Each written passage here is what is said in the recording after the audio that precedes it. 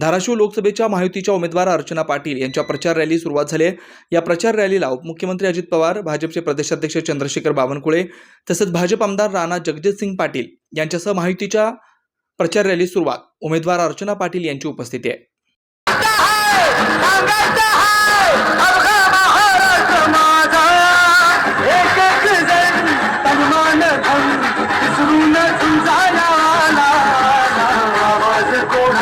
आवाज जनतेचा काही दिशा